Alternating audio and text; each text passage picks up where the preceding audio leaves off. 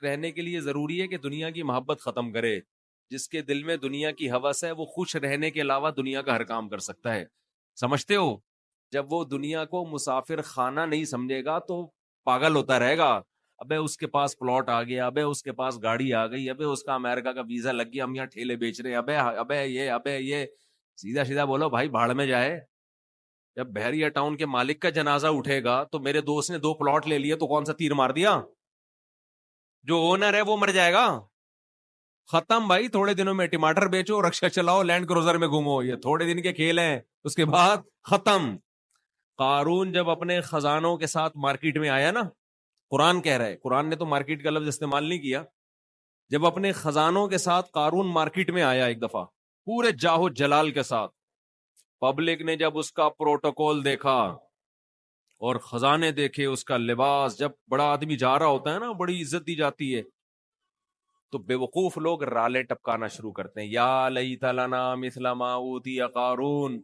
احمقوں اور بے وقوفوں نے کہا ہائے کاش ہمارے پاس بھی ایسی دولت ہوتی جیسی قارون کے پاس. کیا پروٹوکول ہے بھائی اس کا. تو قرآن کیا کہتا ہے؟ علم والوں نے کہا وَيْلَكُمْ, برباد ہو جاؤ, تمہارا ناس ہو جائے. جب انسان بہت ہی الٹی بات کرتا ہے تو آدمی کہتا ہے تیرا ناس ہو, تو برباد ہو جائے, کہ بیکار باتیں کر رہا ہے بیٹھ کے.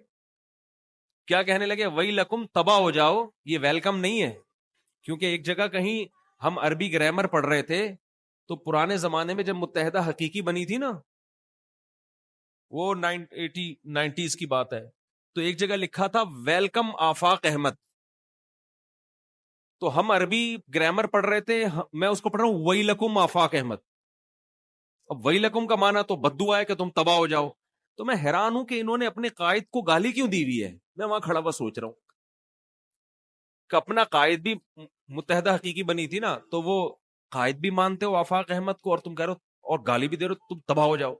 پھر کسی نے بتایا بھائی یہ وَيْلَكُمْ نہیں ہے, یہ ویلکم ہے. تو پھر ایک عربی ان دنوں میں آئے ہوئے تھے, وہ کہنے لگے لی سبیلی ہی چوک کدھر ہے. لسبیلا چوک کو کہہ رہے تھے لی سبیلی ہی چوک. وہ کہہ رہے تھے یہ لی سبیلی ہی چوک کدھر ہے. تو عرب اس طرح کی غلطیاں بھی کر رہے ہوتے ہیں. تو خیر, تو قارون کے خزانوں کو دیکھ کر بے وقوف لوگ کیا کہنے لگے؟ یا لیت لنا, ہائے ہائے ہائے, کاش ہمارے پاس بھی ایسا جاہو جلال ہو, ایسی گاڑیاں, ایسی سواریاں ہوتی. تو اللہ فرماتے ہیں جو علم والے لوگ تھے انہوں نے کیا کہا؟ وَيْلَكُمْ, تمہارا ناس ہو, برباد ہو جاؤ تم. کیسی باتیں کر رہے ہو بے وقوفوں والی. ثواب اللہ خیرون, اللہ جو نیک عمل پہ بدلہ دے گا وہ اس سے کئی گنا بہتر ہے. تو کبھی تمہاری رالیں کسی نیک عمل کو دیکھ کے تو ٹپکی نہیں ہے کہ وہ روزے رکھ رہا ہے, وہ صدقہ کر رہا ہے, تو رال ٹپ کے یار کتنا کما رہا ہے. یہ ٹپک کس پہ رالیں رہی ہیں؟ جو عیاشی کر رہا ہے. تو یہ عیاشی تو تھوڑے دنوں میں ختم ہونے والی ہے. اور قارون اب مارکیٹ سے شارٹ ہو گیا کہ نہیں ہو گیا؟ کہاں گیا اس کا جاہو جلال؟ تو قبر بھی نہیں ملتی, قبر بھی نہیں ہے, زمین میں دھسا دی اللہ نے, ایسا دھسایا حدیث میں آتا ہے قیامت تک دھستا ہی رہے گا. موسیٰ علیہ السلام نے اسے کہا زکات دے, اللہ نے تجھ پر احسان کیا ہے, تو جیسے اللہ نے تجھے دولت دے کے احسان کیا تو اللہ کی مخلوق پہ احسان کر, تو بھی مخلوق پہ خوب خرچ کر. تو کہنے لگا یہ میرا کمال ہے جو میں نے پیسہ کمایا ہے, مائنڈ میرا کیا تھا. آج بعض مالدار لوگ کہہ رہے ہیں نا میرا مائنڈ, میری لک ہے اور میری, او بھائی آپ کا کچھ نہیں ہے. جس کے لیے اللہ رزق کے دروازے کھولنا چاہے کھول دیتا ہے. ہم نے بڑے بڑے فنٹر دیکھے ہیں, وہ بےچارے ٹماٹر ہی بیچتے رہتے ہیں ساری زندگی, حالانکہ مائنڈ ان کا بہت ہوتا ہے.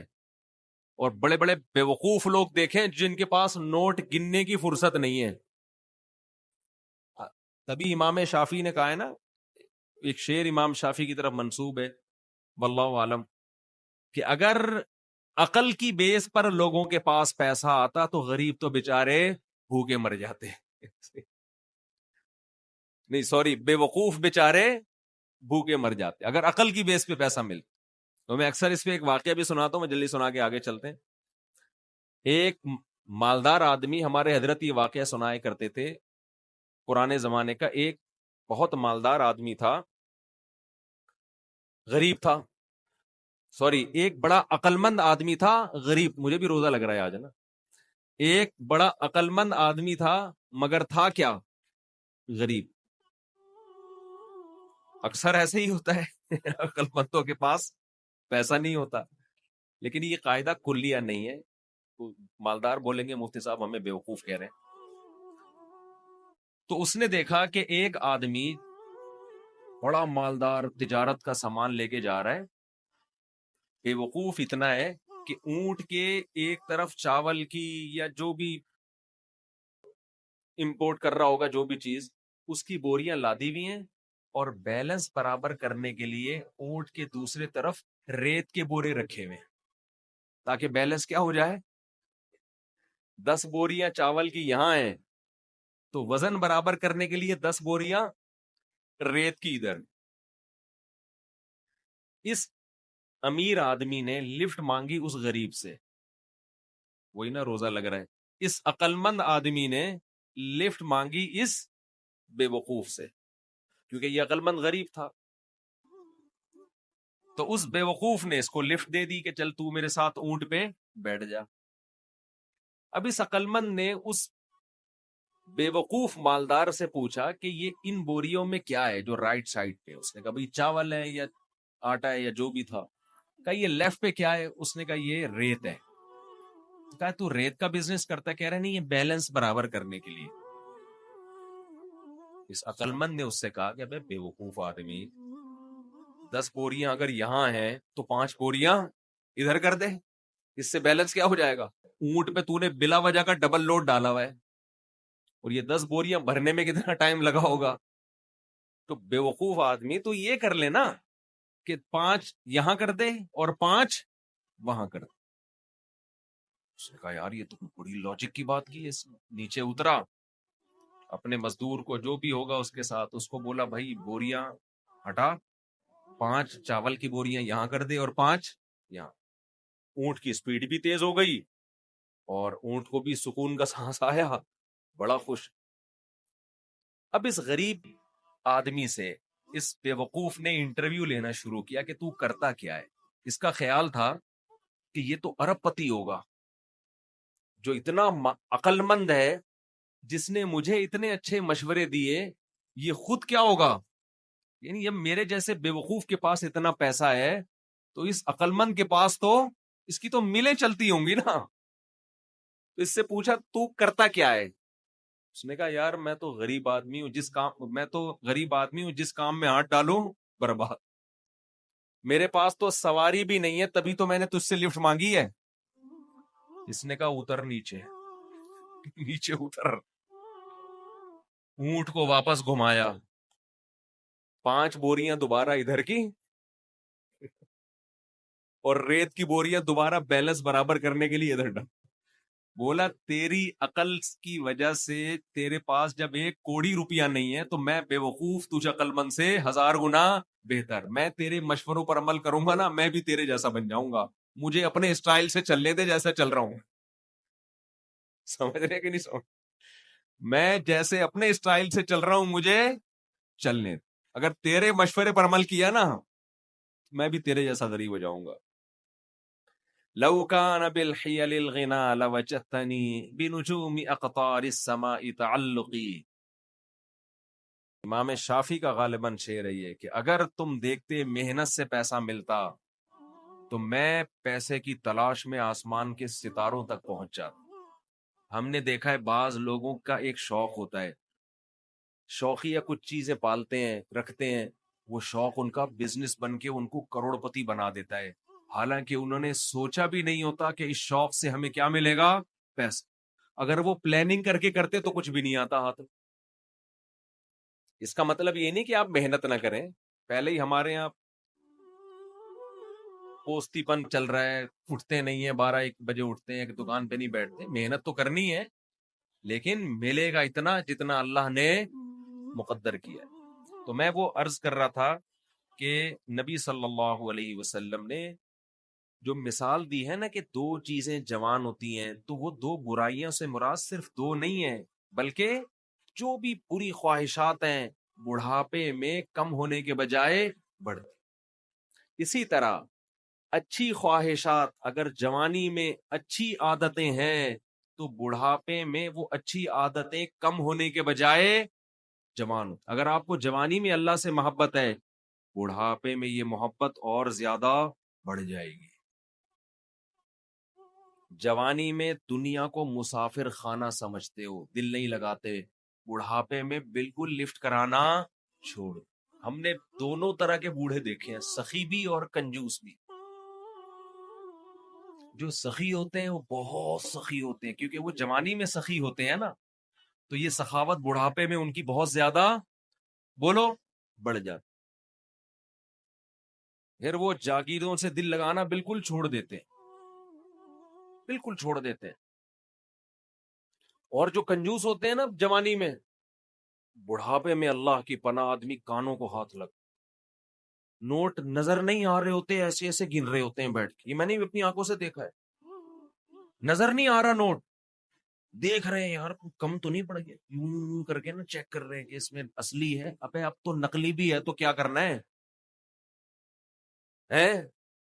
اب تو اگر نقلی بھی ہے تو اپنے دانت نہیں ہے کھانے کے لیے، پیٹ میں آنت نہیں ہے کھانے کے لیے، چبانے کے لیے دانت نہیں، کھانے کے لیے آنت نہیں، تو اصلی نقلی کا رہ کیا گیا؟ شوگر کے آپ مریض ہیں، مٹھائی آپ نہیں کھا سکتے. اب تو آپ کو بچے پال رہے ہیں، اللہ اللہ کرو، مصلے پہ ٹائم گزارو اور نکل لو پتلی گلی سے. اللہ زندگی دے سارے بوڑھوں کو، لیکن اب تو یہ سوچ ہونی چاہیے نا. نہیں جناب، ایسے ایسے گر رہے ہوتے، اتنے لالچ، اتنی ہوس، دل، اور ایسا پراپرٹی میں دل لگائیں گے، ادھر پلاٹ. ایک بوڑھے کا فون آیا میرے پاس، کی غیبت اس لیے نہیں، کسی کو کیا پتا کس کی بات کر رہا ہوں، میرا خیال ہے 85 سال تو ان کی عمر ہوگی، اور 10 قسم کی بیماریاں. کہنے لگے، رو رہے تھے، میرے بیٹے کا کاروبار کا نقصان ہو گیا، گھر میں بڑے مسائل آ رہے ہیں، رزق کی تنگی ہے، میں بہت ٹینشن میں ہوں. میرا دل مجھے ترس آیا، میں ان کا مذاق نہیں اڑا رہا، مجھے ترس آیا. میں ان سے کہوں کہ حضرت آپ کی کیا رزق کی تنگی، آپ کی زندگی گزر چکی ہے، آپ نے ویسے ہی 2 پاپے صبح چائے میں ڈال کے کھانے ہیں بھائی، دوپہر دھونے والے کھچڑی کے کھانے، زندگی گزر گئی. اب ان چیزوں میں کیا رکھا ہے؟ جو بیٹا جس کا کاروبار ڈوب گیا اس کو اتنی ٹینشن نہیں ہو رہی، جس نے آگے زندگی گزارنی ہے ابا کو اس سے زیادہ ٹینشن ہو رہی. لیکن ہم نے نیک بوڑھے بھی دیکھے ہیں، نیک بوڑھے بھی دیکھے. ہمارے نانا، اللہ تعالیٰ مغفرت فرمائے، نانا نانی دونوں، میرے نانا کی بھی 99 سال ماشاءاللہ عمر تھی، نانی نے بھی بڑی عمر پائی ہے. جب بھی ہم ان کے پاس جاتے تھے نا تو وہ شاعری شروع کر دیتے تھے، قبر کی، آخرت کی. ٹھیک ہے، گھر جسے سمجھے ہو وہ تم گھر نہیں. مجھے پورا شعر یاد نہیں ہے ان کا، یعنی بار بار کہتے تھے بیٹا جس کو تم گھر سمجھ رہے ہو یہ گھر نہیں ہے، گھر اصل کیا ہے؟ قبرستان. اور سخاوت ایسی، کھلا رہے ہیں کھلا رہے ہیں کھلا رہے ہیں، ہر وقت کچن میں کھانا بنتا رہتا تھا. مسجد کے امام بھی تھے ہمارے نانا، تو جو گلی محلے میں جا رہا ہے نا اس کو بلایا، ادھر آ بیٹھ. گھر والوں کو ٹینشن دی ہوئی تھی، کھانا لے کر آؤ اس کے لیے. تو گھر والے بھی تنگ آ گئے تھے. تنگ آنے کا مطلب ظاہر ہے بار بار بار بار کھانا گھر میں پکتا رہے، لیکن سخاوت تو تھی نا. تو ایسے بھی دیکھے ہیں کہ بھائی یہ گھر ور کچھ ان کو کوئی دلچسپی نہیں ہوتی پلاٹوں میں، جائیدادوں میں. تو یہ جوانی میں ختم کر لیا تو ہو جائے گا.